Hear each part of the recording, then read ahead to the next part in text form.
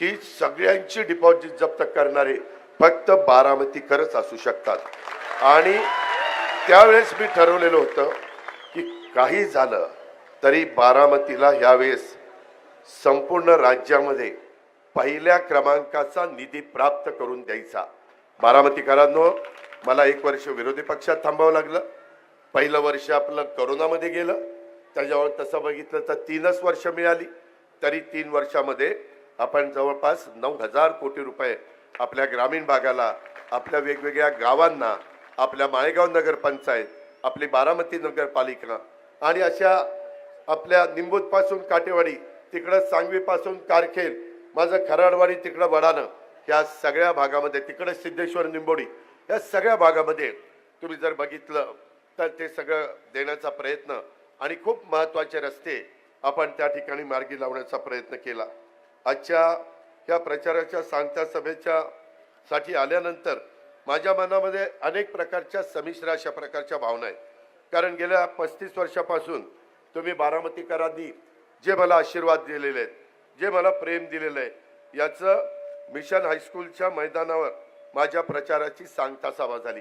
मला फक्त आतापर्यंत 7 आणि 1 लोकसभेची 8 ह्याच्यामध्ये एकाच सभेमध्ये थोडासा मी टेन्शनमध्ये होतो, ते म्हणजे 99 साली आपले गोपीनाथ मुंडे साहेब आणि नारायणराव राणे साहेबांचं सरकार होतं।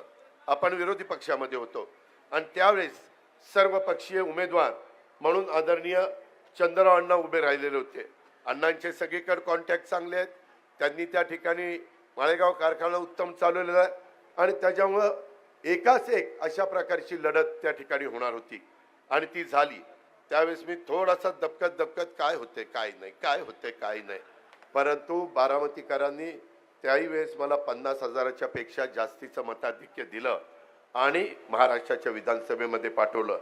ज्या वेळेस मी त्या ठिकाणी महाराष्ट्राच्या विधानसभेमध्ये गेलो त्यावेळेस मी हेच डोळ्यासमोर आणायचो की आपण काम करताना आपल्यावर जबाबदारी आहे, आपण कुठंही बारामतीकरांच्या विश्वासाला ताडा जाऊन द्यायचा नाही, आपण कुठंही त्या बाबतीमध्ये कमी पडायचं नाही आणि विकास करत राहायचं, बारामतीकरांचे प्रश्न सोडवत राहायचं। ते मित्रांनो मी करत आलो, हे आपण पण उघड्या डोळ्यांनी त्या ठिकाणी पाहता। या सगळ्या गोष्टी करत असताना मी एक गोष्ट तुम्हाला सांगू इच्छितो की अनेक प्रकारच्या गोष्टी करताना मी हेच ध्येय ठेवलेलं होतं की बारामतीमध्ये असा एकही घटक राहता कामा नये की त्याच्याकरता लोकप्रतिनिधी या नात्याने मी कुठंतरी तिथपर्यंत पोहोचायला कमी पडलो किंवा काही त्याच्या विकासाच्या करता द्यायला त्या व्यक्तीच्या कमी पडलो, हे सतत मी माझ्या डोळ्यासमोर त्या ठिकाणी ठेवायचो आणि त्याच्यातून माझा जिरायत भागाचा कायापालट व्हावा, माझा जिरायत शब्द बारामतीचा त्या ठिकाणी जावा आणि बारामतीमध्ये सगळ्यांना ही बारामती हा तालुका हवासा वाटला पाहिजे। ह्या तालुक्यामध्ये जाऊन आपण शेवटचं त्या ठिकाणी रिटायरमेंटचं आयुष्य जगावं।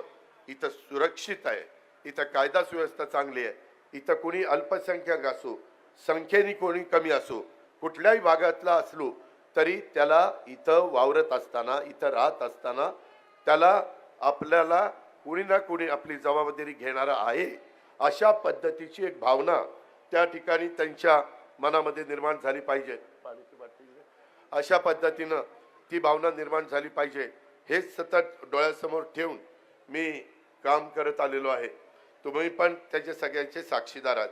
मी काही जण मला विचारतात की बाबा अजित पवार, तुम्ही आता संपूर्ण राज्यामध्ये फिरता, बारामतीकरांनो आज महायुतीचं सरकार परत येण्याच्या करता देशाच्या पंतप्रधान असतील, देशाचे दिग्गज नेते अमित शहा असतील, नितीन गडकरी साहेब असतील, अनेक नेत्यांनी आपल्या महाराष्ट्रामध्ये येऊन त्या बाबतीमध्ये सभा घेतल्या, आपली आपली भूमिका मांडली। एकनाथराव शिंदे त्यांनी पण त्यांच्या परीने भरपूर सभा घेतल्या, देवेंद्रजी सभा घेत आहेत, मी आता सगळ्या महाराष्ट्रात फिरून त्या ठिकाणी आलेलो आहे। आज देखील सकाळी 3-4 सभा झाल्या आणि या शेवटच्या सभेला आलेलो आहे। शेवटी आपली जबाबदारी आहे। आता फक्त बारामतीकरांनो, माझ्यावर एकट्या बारामतीची जबाबदारी नाही, माझ्यावर एका पक्षाची जबाबदारी आहे, माझ्यावर ह्या सरकारमध्ये एक युतीमधला घटक या नात्याने महायुतीच्या माझ्या सर्व सहकाऱ्यांची उमेदवाराची जबाबदारी आहे. तिथं मी कुठं कमी पडता कामा नये. आपण हे सगळं काम करत असताना कुठल्याही परिस्थितीमध्ये आपल्याला कोणाला अडचण येता कामा नये ह्या पद्धतीचा प्रयत्न मी केला. तुम्हाला सगळ्यांना माहिती आहे, काही गावांच्या मध्ये देखील मी जाण्याचा प्रयत्न केला. मी थोडंसं काही राजवर्धन शिंदे आणि बाकीच्या सहकाऱ्यांना म्हणलं की आपण धावता दौरा करू.